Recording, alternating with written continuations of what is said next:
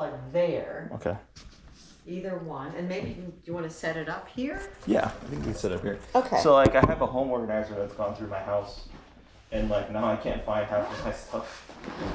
Because she's like still in the middle of like organizing stuff. So I'm like, oh. Do you like what she's done so far? God. Yeah, fantastic. Really? Oh yeah. That's cool. She's phenomenal. How did that work? Like, did you tell her like how you would like things to Yeah, I got a pod, and what she did is she moved everything out into the pod. So now everything that was in the living room, in my office, is in the pod, and like a bunch of clothes, like just miscellaneous things that have been accumulating in my house. So she was able to move it into the pod, and now we're in the phase where we're gonna go through and say, hey, do you want this? Do I donate this? Does this get thrown away? Where else would you want this? So a lot of my furniture is going to my lease space that I have on Central Avenue. Okay. That I share with like one of my friends. So like a lot of furniture is going there. Okay. Mm-hmm. So was this like something you just wanted to do, like to refresh your Yeah, so like the space? original intention was to prep the house so I can sell it, and then I just had some hurricane damage. So I was like, oh yeah, I need to like clear stuff out and get a good inventory of what I need to fix. But I was like, I'll just wait till next year. It's fine.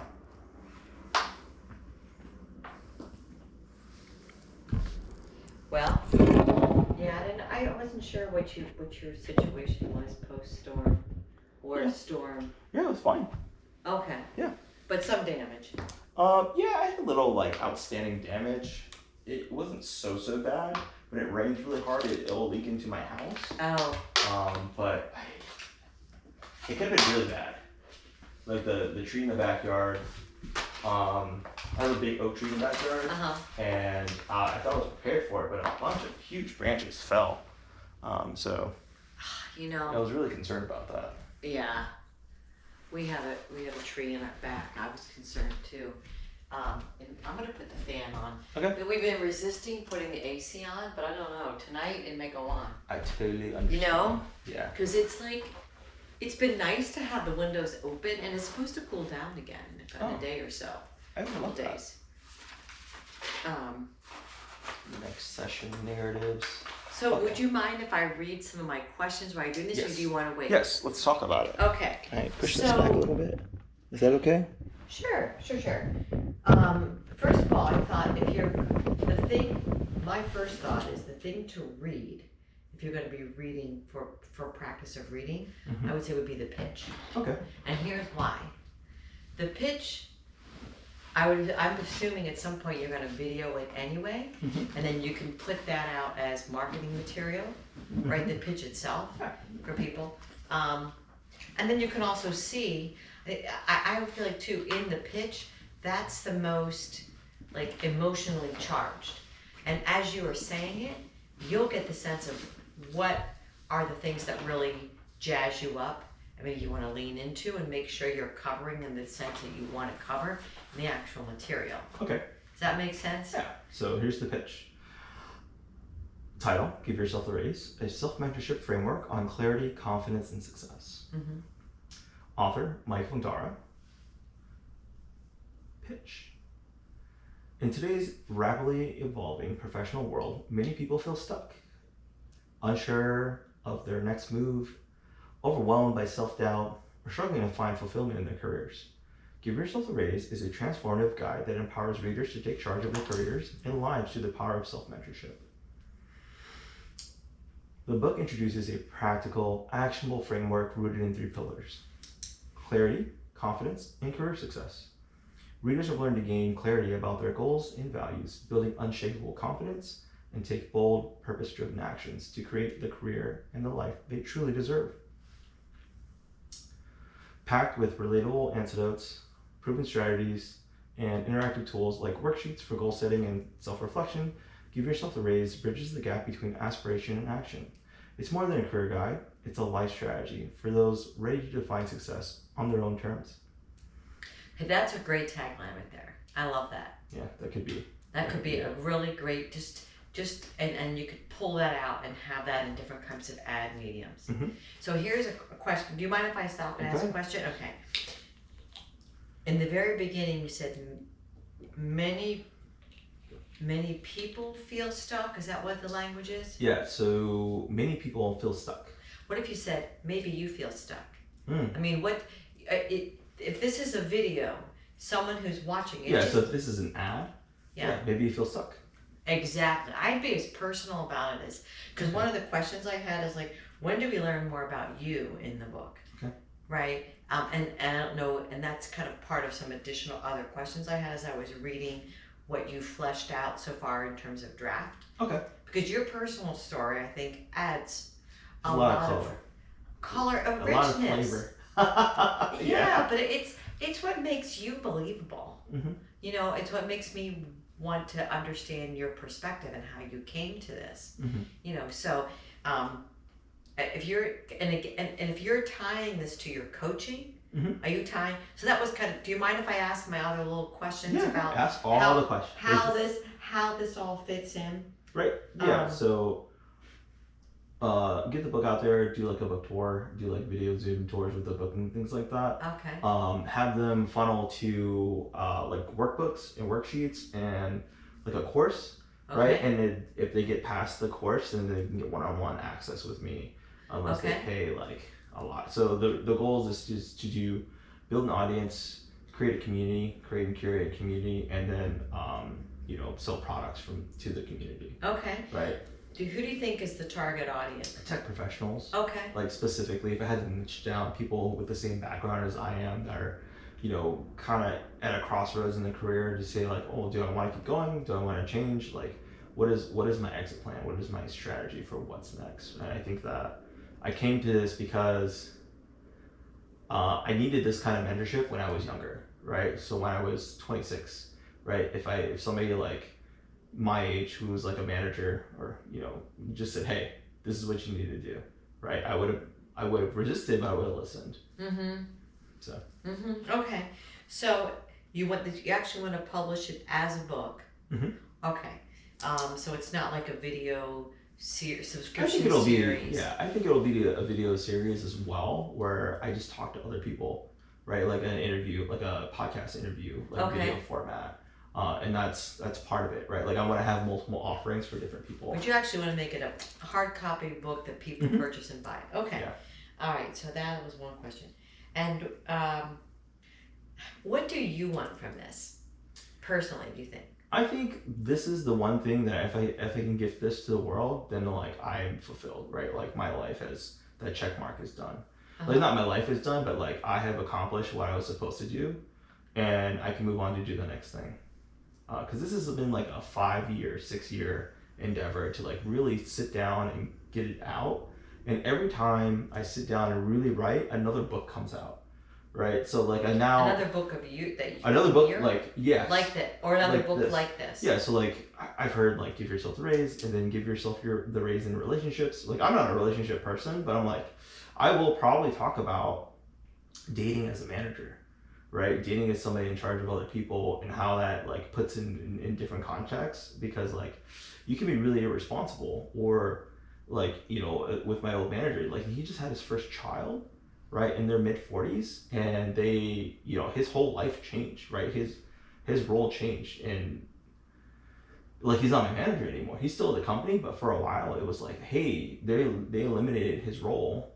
So now I report directly to the vice president, right? And why did they eliminate his role? So they eliminated his role because there was a restructure, and they used it as an opportunity to put him in a different role where he's compensated the same, but nobody reports to him. Was that because of some slip on his fault? No, this is a symbol, like this is like a sign of really good leadership, right? Like when I got the call that it was happening, I was like, oh shit, that's not good. And the VP was like, don't worry about him. I have a plan. It's gonna be all right. And he was in the works of making him the new position, but he just couldn't tell anybody because it's HR stuff, right? He was just like, as of now, these people are no longer, right? Like they're no longer in these roles, right? So all access is turned off. You report directly to me for anything. Any escalations go to me, right? And I was like concerned, like but my old boss, Rahul, like I actually talked to him today about this. Not about this specifically, but he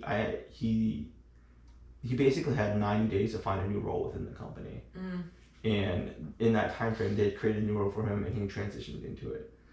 So it happened to coincide with his first child, but it wasn't because he couldn't. Yeah, he couldn't perform a role. He couldn't do both, right? I like see. he So told there the was VP, some correlation. Yeah, there. he told the VP, he's like, hey man, like he didn't say it like this, but like he talked to them and said, so I want to spend time with my child. We like intentionally waited to have children, and this is my firstborn, and I want to be there. But this job wears on you. Like, dude, I've been up until 3 or 4 in the morning with this person, like on calls, like trying to get things done and deliver what we're supposed to deliver. And he's like, I can't maintain that lifestyle when I'm raising my child. Yeah. So that's the next book. Okay. Okay. So it did have some. There's some gravitas there. Right. Yeah. All right.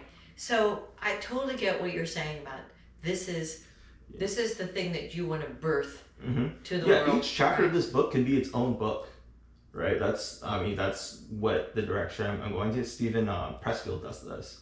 He wrote The War of Art, and he has gone on to write other books based off of every chapter of that. And so he has like a book called Put Your Ass Where Your Heart Is. And like do the work. Like he's expanded on those chapters. So I think that's a similar model that I'm gonna go after with like reading the table of contents. Every one of those bullet points could be its own book, but I want to summarize it for people right there and then go. Well, I think I think that one, those 4. Let me go back to the 4 or 5 main things in that. I'm gonna look at the table of contents again, because that kind of has it all right there.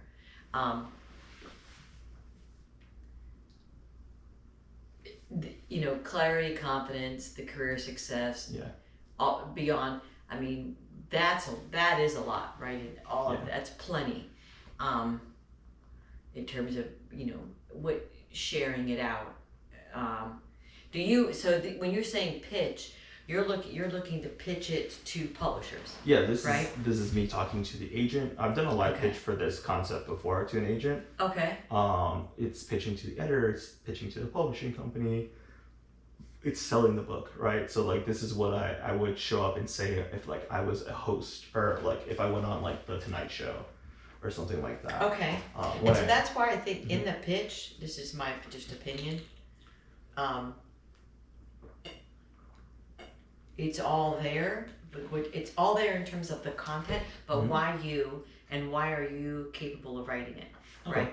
I think something along a little bit of that, why it's needed. We know why it's needed. I mean, we don't why you describe it, why it's needed. But I would also add a section of why you're qualified to write it. Okay. I can do that. Yeah, and if you're speaking that, you're going to say, you got to change the point of view. That's fine. Right. If somebody asks me why me, because there are books out there like this, like you said, you just named a couple of titles that talk about giving yourself a raise. But why? What's your unique perspective? And I guess that was kind of one of my other questions of like, where would this fit in the current marketplace of, I don't want to call it self-help, but self-help. It is self-help. Yeah. But it's really specific to.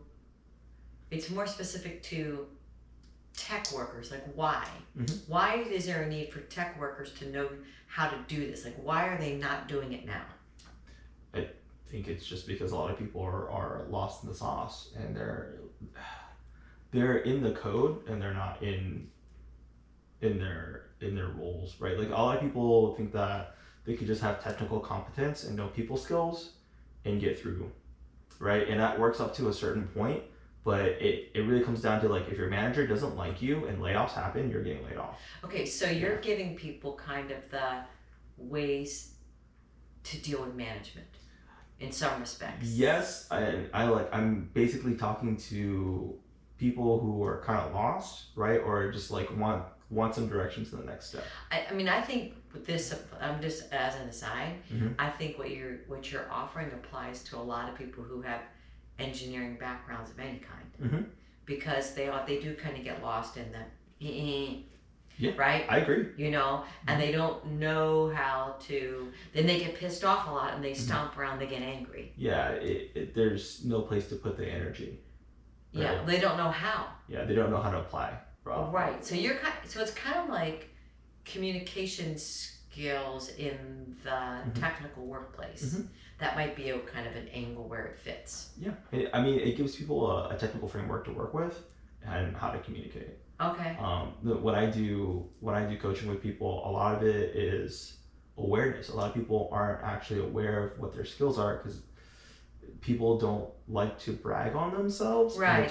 I asked somebody what their accomplishments for this year were, and she was just so, I don't say deflective, but she like didn't want to put the spotlight on herself.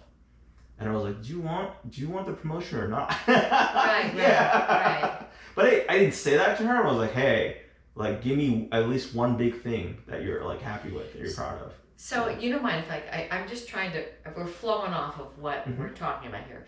So I think what I'm hearing you saying is that in the circle, in the world of, let's say, coders, for example, or in technical stuff, people don't always value confidence. Yeah, or right? I mean, they don't know how to advocate for themselves. Exactly. Okay.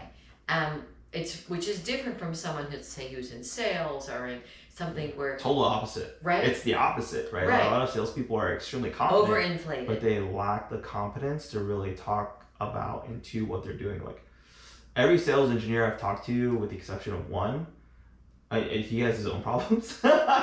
he's my work bestie from a long time ago, but they're really out of their depth when they're talking to people. In terms of they're really good salespeople. Yeah, so usually they pair them. They sell like a pure sales guy with a technical sales guy, and they work in a pair. But like sometimes it doesn't gel right. Right. Mm-hmm. Right. And people tend to pick their profession based on like where their strengths are, and they hide from their weaknesses. Yeah, right? I get told all the time I should go into recruiting or sales. I like almost every job. Recruiting for sales? Recruiting, either getting into recruiting, like technical recruiting or technical sales. I get told this all the time. Well, I mean, but you don't want to do that, do you? Oh, absolutely not. I was going to say. Like that involves having to work. I mean, you could do technical sales. I could do both, right? Like I've been told by recruiters that I would kill it in recruiting, right? Because I can speak to people, I really advocate and care, right? And I think it would be something, if I started a recruiting agency, I'd do really well. Or if I started like a sales training program for like technical salespeople, I do really well. So. But you don't want to do that. I have no interest in doing any of those things. Yeah. So again, I was trying to make sure I understood what is the niche that makes this different. It really is, to me, and what I'm hearing more, it's like it's self-promotional type. It's sharpening your sense of self-promotion in a very crowded industry, because there's always going to be new people that come out, and they're always going to be cheaper. Yeah, I mean, it's building your own personal brand. There's somebody I'm in the YouTube mastermind with, and his name is Mike Kim, and his book is called "You Are the Brand," right? And he's a marketing specialist that teaches you how to advocate for yourself and differentiate yourself. And I'm taking a 6-week training course with him. Do you think is that unique? Is his thing unique too? I don't think it's unique. I think he speaks to me because I know him. Okay. And he's given me basically the first year's worth of material for all my YouTube stuff, and just like 2 or 3 PDFs, just stuff that he does and questions that he answers. And he has like 300 plus podcast episodes or something like that. He's been podcasting since like 2016. And I think because he and I have the personal relationship, I want to sign up for his stuff, and he's just so giving. I'm like, I want that. I want to be like that. Like he always harps that like he's the old guy. He's like 46. And I was like, I want to be a cool old guy like this. So. Well, you have a generous spirit, and that, and you don't, but it's finding and it's helping other people to find where their value. Yeah. Yeah. Yeah, I mean, eventually, one of the books is going to go over the exercise we did where you build your mind palace, right? Yeah. That's probably not going to go into this book, but it's like, hey, if you want to go deeper into advocating for yourself, like in finding out what your values are, what you really, really care about, this is the next book in the series. And I think I could tell stories about like what people really care about. Because I'm interested in people more than anything else, and I think that's what makes me a good manager. So just to go back to this pitch part, because something you just said made me think about this. Today's rapidly evolving professional world, many people, this is where I would say, maybe you feel stuck, unsure of your next move, overwhelmed by self-doubt, or struggling to find fulfillment in your career. Okay. I mean, if you're looking at it as a one-on, and I guess I'm thinking I would keep it all in second person, rather than there, keeping it's like it's other people, because people, one of like your immediate response could be, well, maybe that's me, but maybe it's not, right? It's that guy down the hall, whatever. But no, that is me. But it's also like, the first workshop I went to was with John Kim. He's the angry therapist, and a lot of it was, his first book was called "I Used to Be a Miserable Fuck." It was for men, but the women, most of the books were bought by women to give the men in their lives. Oh. Yeah, and I was like, oh, maybe like when you say that, like even if it's for the person down the hall, maybe somebody will hear it and buy it for the person down the hall. Yeah, sure. Because then even the title, "Give Yourself the Raise." Yeah. It's geared towards someone feeling it personally inside and saying, I need this for myself. So that's kind of where I've changed it already. It felt strong to me. And then I would go, this book introduces a practical action movement. I would just change all those theirs to your. Readers will learn, or you will learn to gain clarity about your goal. Okay. I mean, you can. I mean, and then if you wanted to put it in a different format that's perhaps a little bit softer, in terms of the impact. I can have more than one pitch. You can, exactly. The other thing to me that, and this may sound like someone who listens to too much NPR or whatever, but I mean, I'm not in this situation of people who are in the professional workforce like this, but it just, what I hear more and more, what I think people experience is like, you can't rely on the company, you can't rely on your employer. Not. So you have to be looking out for how doing exactly what is happening, right? What the skill, and no one, people don't teach you this in college. No, I have a whole take of like the university system and the education industry. That's a longer conversation. Yeah. But yeah. College basically just teaches you to get a job so you can pay taxes and die. Right? Like that's what it comes down to. And it's really sad when you get to later, like when I turned 30, I was like, is that it? And that's when I really started to make changes in my life. Yeah. Well, I had a little different college experience, but I get what you're saying. I think, especially if you're in a technical career path. Degree mills, right? I went to a degree mill, for sure. And I mean, did it serve me? Yes. Did it give me what I thought I really wanted? No. It gave me more problems than solutions. So, but I mean, that's also part of life. Sure. And I tell my team this, like, we are here to solve problems. Right, that's why they pay us so much money, right? Because we're good at problem solving. Otherwise, we wouldn't be here. So as you're going through this pitch, why it's needed, before you do comparable titles, I would say I would have a short paragraph about highlights about you. Okay. Why you are the voice of this.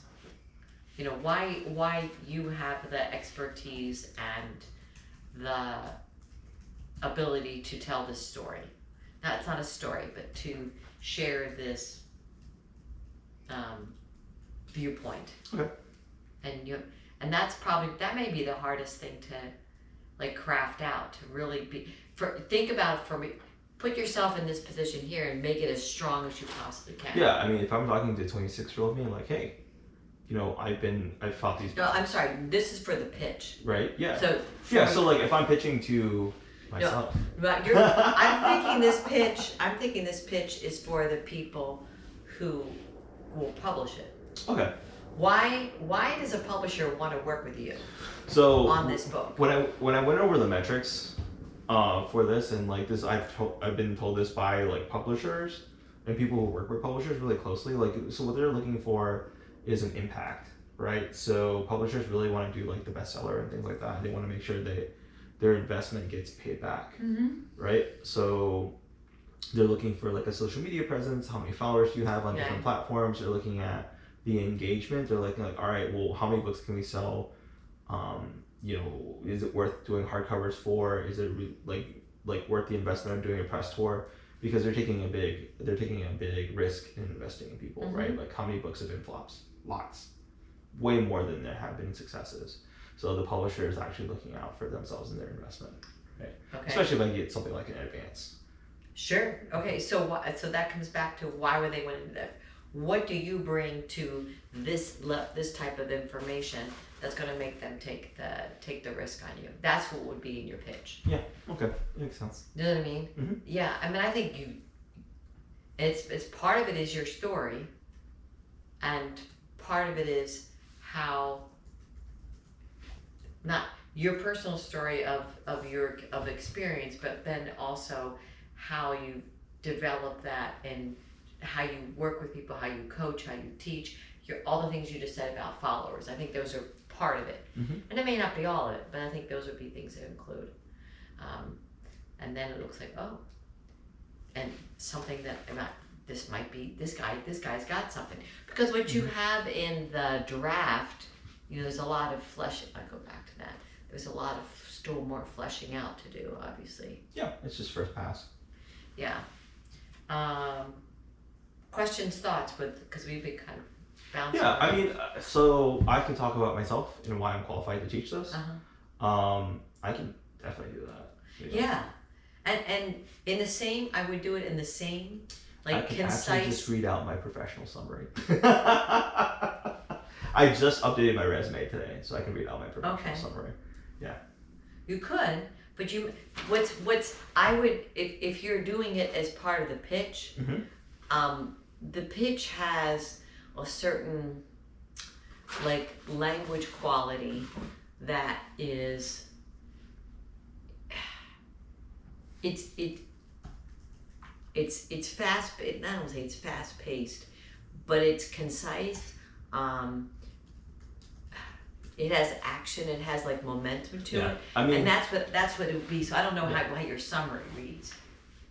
I would say that whatever you write about yourself, however you come back to the why me of this, why Mikey is the guy to write this book for you that you're going to publish, would have that same feel to it. Does that make sense? Kind of like, not... for example, I'm thinking. Mike, would you go by Mikey? Or, yeah, I think would you go so. by Like when I talk to people about this, is to definitely go with your name. Because I was like, well, what if I wrote under a pseudonym? And they're like, no, use your real name. Well, part of the reason, one of the things you're going to talk about is your followers and where you are in social media, right? And your video work and stuff like that. Yeah, one of the things I want to talk about is having the name Mikey instead of Michael, and how that people, refuse my resume because of it, because they don't think I'm serious. I'm like, no, that's my real name. I think a lot of people have that problem. That's in the book, not the pitch, though. That's in the book. Yeah. That's something to address. But I would just say... That's more of a podcast episode, but yeah. Yeah. It's more about, what I'm hearing in my brain, I don't have all the details, obviously, is more about why it's needed. Why me? And the why me part is Mikey, I'm going to call him Mikey V for now. Mikey V is a... how would you describe yourself now?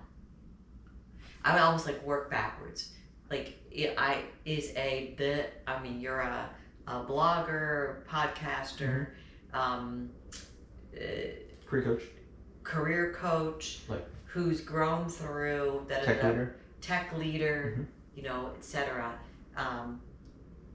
With training and enlist that kind of stuff. Military. I mean, just things that, because a lot of these might be go through keyword searches too. Military experience, background, even though you don't like it. But again, if they're throwing whatever this gets me through the edge. exactly. Now, okay, so I'm way less tech savvy than you are, but I always would ask for keywords in, maybe ask like your favorite AI chat or thing. What are keywords that I should have in this so they get picked up? Okay. And not that you're going to put like hashtags, but I would think of this as could be similar to a resume, because how many people are throwing book ideas at publishers all the time? When I talked to Hillary about it, she said every weekend she was taking home at least 12 book drafts. So, and is what you have in this draft sufficient for the draft? Or do you need to flesh it out a little bit more? I'll have to flesh it out more. Okay. So, I mean, that's a first pass to like give more weight to each of the chapters. Okay. It took me like a year to figure out what I wanted to like put in the first time around, and I've invested a lot of time, money, and energy into doing stuff like this. So I wanna get it done. Yeah. Mm-hmm. Okay. So. And I think it's like a worthy work to pass on as a legacy item. I think there's a lot that people, whether it's a legacy or not, I mean, it would be a legacy for sure, but there's a lot that people can learn. And again, I think if you can keep, my thought is, and Hillary's a friend of yours who's in the Hillary's the editor from the workshop that I went to. Oh, okay. Yeah. If you can keep your target audience in mind, like what do these people need to hear? Mm-hmm. So like if I built an avatar to speak to. And that's helpful, yeah. And that's who you're talking to. You can picture them in your mind. Yeah. It's almost like they're your audience. You're talking to them all the time. How would they, language-wise, how would they even... How do you communicate with them? Yeah. Well, because you talk to them. Every day. Yeah. So you've got all those, and that's also part of why you to write this book. Where you are in the industry today, and this book, I would assume this type of book is not available now, or not written in this form. Like why this is the unique thing. Those are my questions. Like, how do you want to publish it? What's in the marketplace similar? What do you want from it? When do we learn more about you in the book? Sorry to give you so much homework. No, it was fine. It was fast. It was good to read it. And then, so have you made any of those changes then in the pitch part? I started changing people to you instead of like making it more direct in the first part, and then I will do a like author like bio.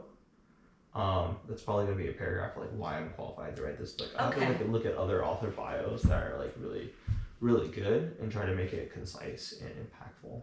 Okay. There was one thing that I thought. See, this was in in the draft. So this is the thought. Obviously, I'm just sharing my thoughts here. When you write this draft, in the first paragraph here, it has why you deserve the raise. And I love this because you're talking, again, you're in the you form here a lot. It starts with a single transformative decision to give yourself a raise. Great. And then you jump right to this. So my suggestion was that you add something like, once you've made that decision, what does it take to get there? Then it's these things. Okay. Self-mentorship, breaking free, redefining success on your own terms. So now you've made that decision. And I would like have, you turn this into a visual, like you're leading people down the lane. Once you've made that decision. I was an English major, did you know that? No. No, I was. I like editing. This makes so much sense now. Wait, does it really? Well, it's like, you're like, what the hell? Why is this woman, where's she going off? These are lots of thoughts. Yeah. What? They're just like the questions that you have. They're really good questions. And I was like, oh, I didn't think I asked to ask that, right? Like, I'm just so direct. I'm a very like blunt object. Well, and this is why, I mean, this is also too, like when you have a project like this, and I have to do, I do this too, and I probably don't do it enough. Mm-hmm. It's like, we think that all the, we know when we're, you as a writer, me as a writer or a creative person, we know why you go from here to here to here to here to here, right? It's very clear in our brains. But that doesn't mean it's clear in the person who reads it. Sometimes we have to break put it down. we have to put the little Give them glue context. pieces. Yeah, and we have to lead them a little bit more, the glue part together, so that it reads. Okay. Well, do you want to practice reading the pitch? Because to me this is an exercise, and the exercise, and read it like I would read it as if, let yourself feel the excitement of what this is about, and what I'm listening for as a listener right now would be what are the parts of the pitch that are the most animated.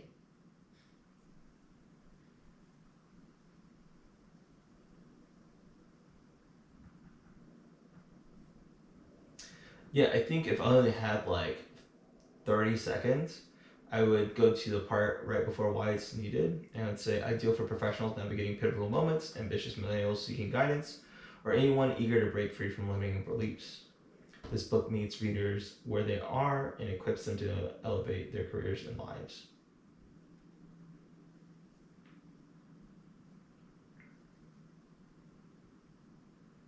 Okay. Give an author book. Okay. Let's hear. So, okay, you've just walked on to, I'm Jimmy Fallon. Welcome, Mikey. So glad to have you on our show today. And you got, I understand you've just written a book called Give Yourself the Raise, a self-mentorship for framework, and we'll hold it. Tell us about it. Yeah, so the book helps people give themselves a raise, whether it's monetarily, whether it's in their personal life. It just helps people find their confidence, achieve clarity in what their goals are, and find success. Okay, so why? I mean, they're not satisfied with where they are, so they're boosting themselves. They want what's next, right? Okay. Helps people figure out what they want, how to get it, and where to go. So I'm going to step out of my Jimmy Fallon. So this is also about continuing to grow, right? Not this, because it's the stagnancy that people often feel, one can often feel in a profession, that then can lead to all kinds of unhappiness, right? Right. I mean, there's the phrase, I've seen it in a bunch of memes. If you get on the wrong train, get off on the first exit. Because the longer you stay on that train, the farther you're going to be from your destination. I hear you. Yeah. Can I say, here's a different way of saying it. I do a cappella music, especially a lot in the holidays. When you start off and you aren't together, you got to just stop. Because you got to start fresh. Yeah. You got to start fresh. Yeah. Because otherwise, people don't know where you're going. Yeah, it's harder to The harmonize. group doesn't know where you're going. Oh yeah, it's a shit show. I wouldn't know. No, you wouldn't know, but you know when you heard it. I've seen it, yeah. You see, like, nope. Yeah, and it's problematic. 1, 2, 3, yeah. It's problematic. Well, so that could be a slightly different way of describing the value of it, right? Because it's also about keeping yourself vital. It's about keeping the vitality. Yep. Most people are, if they're slightly pushed, it's good. Too much push and it feels like stress. You want to get to about 20%. 20% outside of your comfort zone. Yeah. Right? Like, of that capacity. Any more than that, it's overwhelming. So I think it's 15, like 10 to 15 is like the sweet spot. And when you're edging 20, that's when like burnout starts to happen. Especially if you have to do it for too long. Mm-hmm. Yeah. Or if there's too much to take in at one time. But it's like passing the 20% when it's like overwhelming. Yeah. So I don't know if that fits your narrative, but I think that can be, you know, another piece of this is maintaining a growth. I'm gonna say a growth mindset because it's not about that, but maintaining, you know, keeping things fresh. Yeah, sharpening your skills. Exactly. Exactly. Okay. All right. So if you were gonna, so your short pitch is that smaller section at the bottom. Yeah, what's this book for? It's ideal for professionals navigating pivotal moments, ambitious millennials seeking guidance, or anyone eager to break free from limiting beliefs. This book meets readers where they're at, and equips them to elevate their careers and lives. Being gassy during that moment is probably not ideal.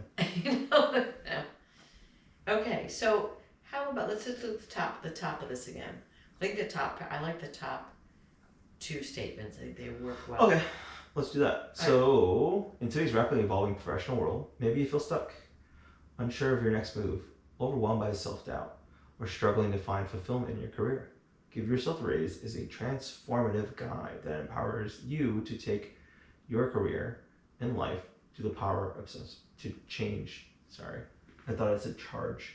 You did I think you missed a word. Okay, so like I didn't get to take change that part. charge of your career. Empowers you to take charge of your career and life. Yeah, I didn't change that part yet. Do your career and life to the power of self-mentorship. Okay. So self-mentorship to me is the weighted thing of this. It's like, this is what you're going to spend the book describing. Because there's various components of that, right? Let's see, because that's in another one of those documents where you talk about what that is. So that's in the draft. That's in the draft. Okay.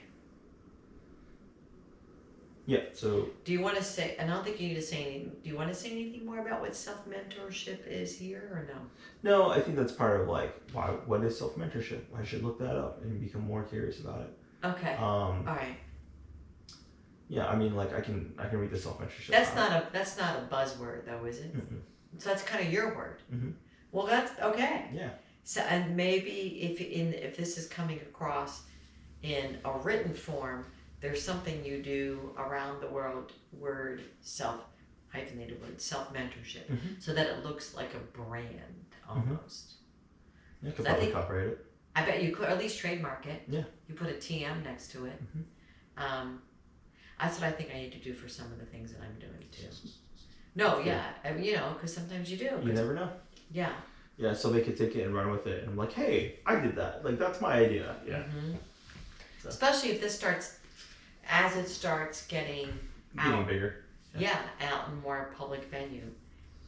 Yeah, I think 2025 is going to be a flagship year for me. So. Yay! Yeah, I'm just gonna break out of the shell and do more things. So. I hear you, man. In fact, if I might digress a second, we were with another couple last night, and this guy, he's made a bunch of money. He's got a bunch of businesses. He and my husband have a lot in common, but this guy is much more of a risk taker, and he does things. So it's cool. I love it. I'm going to talk to him about, like, I realized in order to like promote the business stuff I have, I have to work this hard. And I can work this hard and make a bunch of money, or I can work this hard and make very little money. It's all going to be working that hard. Yeah. So what do I need to do, right?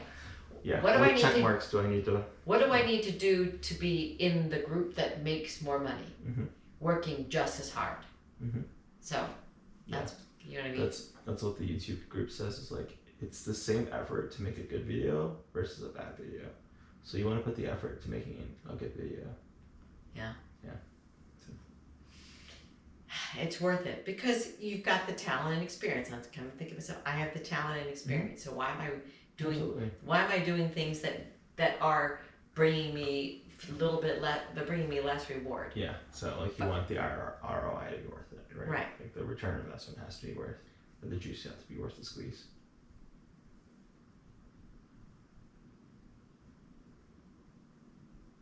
No, I was gonna say that. I don't know that I necessarily feel that concept fits in. If you're in gonna the do it discussion. anyway, you might as well do it right. You might as well do it well. Sure. I mean, for what we're talking about, for what you're doing for yourself, what I want to do for myself. I don't know that how that fits into the concepts that you're discussing in the book. Yeah, I mean, I think when I talk to people, I was like, well, what makes it worth it? Right? For my friend Josh, it's like making sure that he can put his son through school, right? And have the free time to do that, to be a fireman, to do, his day job, right? He has the time for all that, because he changed jobs, right? And he's at a place that actually values him, they care about him.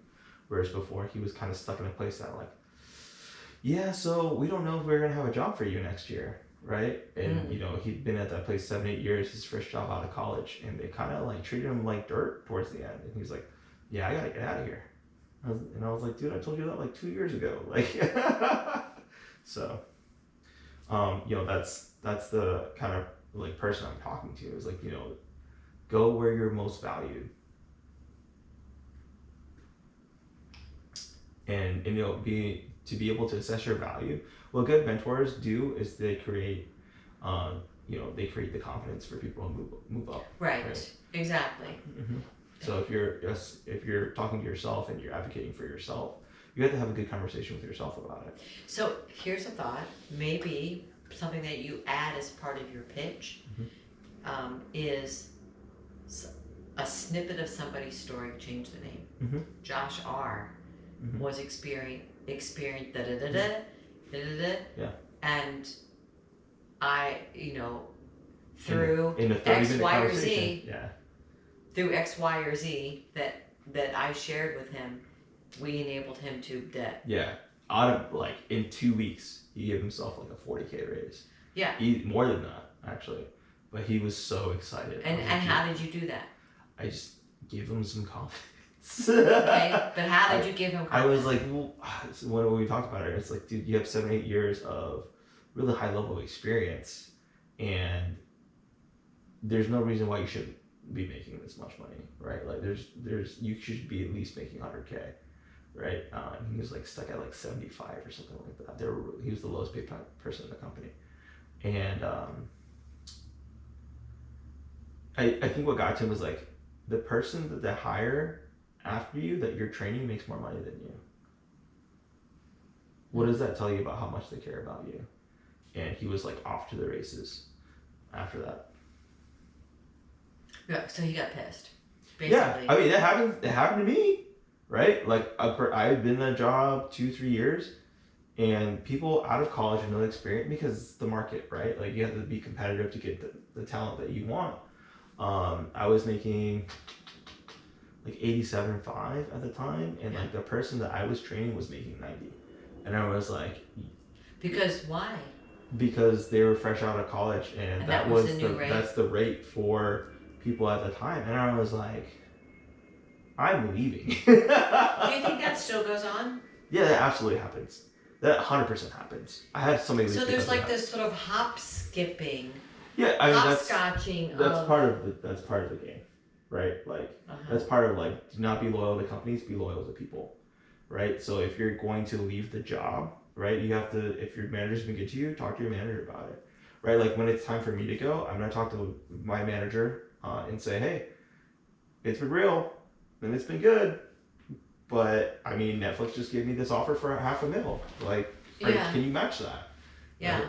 So the industry kind of sets itself up to kind of burn people out. I feel like that's every industry, to be honest with you. Like, that's just how the game works today. There's no loyalty to company, right? Like, so they're trying to get the best talent right out of college, and then they don't care. Yeah, I mean, you get 2, 3 years out of people. They're gonna move on to the next thing, right? Like so you're helping them to move on. Yeah. You're helping them to figure yeah, out. that's what I needed. Yeah. For sure. I needed that getting out of the army. I needed that when I was at Eckerd. Like they had to fire me for me to leave. And that, See that's hilarious. yeah, I can think... talk about that now. It doesn't hurt my feelings now, but before I was like, oh my. And like the story of me getting fired is so terrible that it's so funny to laugh at now. So I had gone on FMLA. So my parents died when I worked there. Right.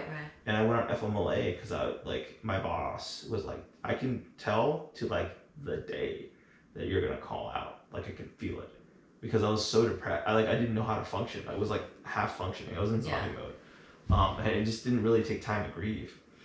So they was like, hey, here's what we can do for you. You can go on FMLA and come back and then you'll be good. Or you can go to therapy, right? Because like our health insurance covers it and we'll give you time to go out during the day, like during your work schedule to go to therapy and like get better. But we have to see improvement or else we have to let you go. And I took the FMLA route. And like luckily I had they paid me through FMLA. Some employers don't have to, but I was in like a sick leave pool, right? So I got to pull from that sick leave pool, which was very fortunate for me. But the week I got back, I just moved into the house that I live in now. I just bought it with my brother, and my sister. It was a family investment. They were gonna flip. It just never worked out that way. And I was starting to volunteer at the animal shelter.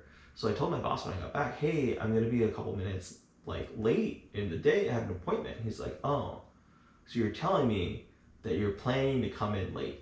And it had been a problem before where I just show up half an hour late just because I was having to really force myself. Because that was, show up. that was part of the grief part. Right? Yeah. So he's you're off for 3.5 months and now you're telling me you're coming in late. So that day I was going to get my thumbprints done so I can volunteer at the shelter, the dog shelter where I got both my dogs, the first 2 dogs. And and when I got back, I got in and they're like, hey, so so and so needs your help in HR. And I had always gone to the HR office anyway, and then the director was there. And he's like, well, Mikey, it's time, right, to let you go. So they basically fired you the first day or so you got back? The first week. First week. Yeah. Because I went to get my thumbprints done so I can volunteer. They didn't know that. Well, no, so they didn't care. Right. But my boss had been trying to fire me for a while at that point. And he didn't have the authority to fire me, the director did. And the director did not want to do it. Right. They kind of ambushed you. Yeah, I don't care. I've been trying to get fired for a year. So that's plot twist. This is what I wanted. And leaving it, John was so distraught. He hung his head. He was so sad. He was on the verge of crying. He had walked me out to my car. And I was like, John, this is what's best for... I was consoling him. Yeah, he's such a good man. He's Facebook friends with me now. Yeah. But I was like, oh my God, why did I make... Wow, this is bad. And then he's had to fire people before. Right? And I was like, this is what's best for the organization. This is what's best for me. I have a plan. I'm doing other things. This just makes me... I felt so happy. And I checked in on Facebook and I said... free at last. Yeah. And I always see that day, and I'm just in my Facebook memories. I'm like, and I feel that joy again. And I've always felt that joy whenever I got fired. Because someone else made a decision for you. Yeah. And I was like, for some reason, I probably got this when I was in the Army. I was like, I cannot quit. I will be so stubborn that they have to fire me to get me out of here. I just can't do it. And I think that was a pride point for me. And now I'm just if you wake up and say, fuck that job, you should leave. Yeah. And every time I tell somebody that, I told that to Josh when he was like, oh shit, I've said this a lot. I should take actionable steps. I was like, Josh, just apply for 3 different jobs a day. No more, no less, right? Do it every day until you get an interview once a week, right? So that's the strategy I have for people.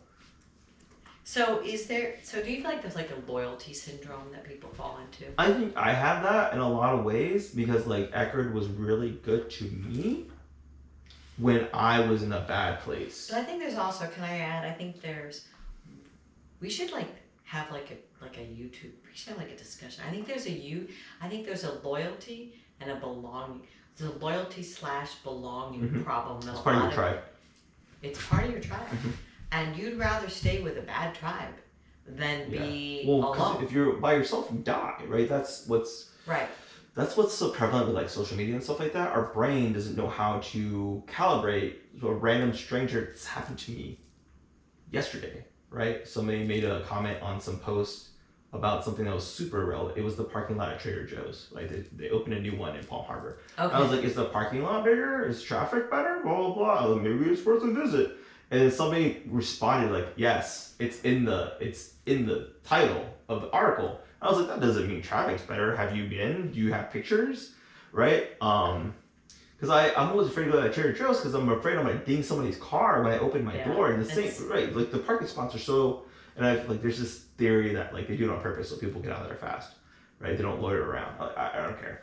But conspiracy theory. Yeah, like I was like, oh, I don't know, but like it's suspiciously small parking spots, right? And this guy and I argued for like on social media. Yeah, on Facebook, and I was like, wait, why am I arguing with a stranger on the internet? Yeah. Right, like by my third comment, right? I was like, and he's like, agreed. We just stopped. It's crazy. I mean, it just goes to show you the social drive for connection and interaction, right? Yeah. And you'll stay in a scenario that doesn't make sense. People stay in bad relationships. Yeah. Right? And one of the things I do with people I coach, I did this with my friend Sarah. Like, Sarah, if you could describe if the job or somebody you were dating, how would you feel about that person? Right? Like, if we were working Carbon Black at the time, I'd already left. And I was trying to advocate for her to see where she wanted to go. This is her first job. She's one of the people I trained that made more money than me. And I was like, Sarah, you're doing really great, but they've been promising you a lot of things and they're not giving to them. So like I put it in context of her at that age, right? And I was like, if this were somebody you were dating, how would you feel about them? And she said, it feels like it's somebody who says they want me, but is not showing me through actions that they do. Mm-hmm. And that was like the aha moment where she was like, oh, and then she committed to leaving after that. Mm-hmm. And she also won like Employee of the Year. Like a week later, they announced that she got Employee of the Year. She's like crying, calling me. She's like, I just won Employee of the Year. I don't know what to do. I was like, you should still leave. That's right. Yeah, you should still leave. Yeah. No, and I asked that question about, or kind of posed that dilemma that people have about loyalty and belonging, because I've been a huge victim of that. Have you read Tribe by Sebastian Junger? I love Sebastian Junger. I have not read that book. Yeah, Tribe is the only book I've read from him, and it is very good because he talks about people being shunned by the tribe, and then like our brain thinks that when that happens, that we're gonna get kicked out of the tribe and we'll die, right? So I've had to deprogram that from like being publicly shamed or arguing with strangers on the internet. I just don't do it. Right? I catch myself, and I'll catch myself, and I'll physically say it out loud. Strangers on the internet, right? Like this person is not like somebody I would fight side by side with. This is not somebody who I am loyal to. This is a random person, and I have to calibrate some random person talking and like writing text versus like having the conversation out loud. Like there's no context for feeling, emotion, tone. You could have just been like, oh, sarcasm, like, oh, it says it in the article title, the parking lot's bigger. I was like, motherfucker, it doesn't mean the parking's better. Yeah. Like, and I was just like, it caught me in a moment where I just like responded, and I think I was already like, I was busy doing something else, and I heard like the ding on Facebook, and I like looked at it, and I was like, I felt compelled to respond. And then I was like, why am I arguing with somebody on the internet? This is don't feed the trolls. Like, what are you doing? Joe Rogan says this a lot. He's like, don't look at the comments. Never read the comments. Don't look at the comments, right? Because what worries you owns you, right? He didn't say that. True. I think Lao Tzu says that, like what worries you owns you, or something like that. Or it's I use this a lot. If you always care what other people think, you will always be their slave. But same concept. Will always join you. And I was like, oh, that's smart, right? Like I should have somebody curate the comments for me. Or when I talked to Anna Runkle about it with her YouTube page, she's like, we just delete comments. When people like get really inflammatory and blah blah blah, it doesn't help the narrative, so we just delete their comments. And she doesn't moderate them anymore. Somebody else does. Yeah, she has somebody in her team moderate the comments, and they just look at it and they just delete it. Like, it's shit, right? Because you're hurting people when you do that. And I think a lot of times people share their pain, or they'll project their pain, and they're like, this is not what this is about, right? Like, I'm in her private like Facebook group. There are hundreds of people in there, and there's like moderated, and people just like overshare a lot. And part of it is like, part of the rules, the agreements you have to be in that group is that you don't share specifics. You can share that you have CPTSD, but don't go into your stories because it could be triggering for other people. And one that like really got to me, like not really got to me, but I saw it and I was like, oh, this person is like in a bad place. She talked about reparenting, and like reparenting really helped me a lot. The concept of reparenting, if you're not familiar. Yeah, like this is reparenting, right? The whole book is reparenting. And she was like, it doesn't work, and blah blah blah. And I was like, this is a lot. Like, but if reparenting doesn't work, what are you left with? To some degree, right? Yeah, I don't know. Yeah. I don't know. But she just like fervently denying it. And I was like, it really worked for me. So I don't know. Sounds like you problem lady. But I mean, that's what like the internet people who are gonna say, hey, this doesn't work, or it didn't work for me, or blah blah blah, or like people are trying to the people that aren't taking ownership. Like what this material is gonna help people do is take ownership. Yeah, I don't know, personally, I just feel like the opportunity. I do have to go to Pilates. Yeah, you do. That's right. Pilates is coming. Pilates is Was this helpful? Yes. We should do it again. Yes. Well, as this book, you got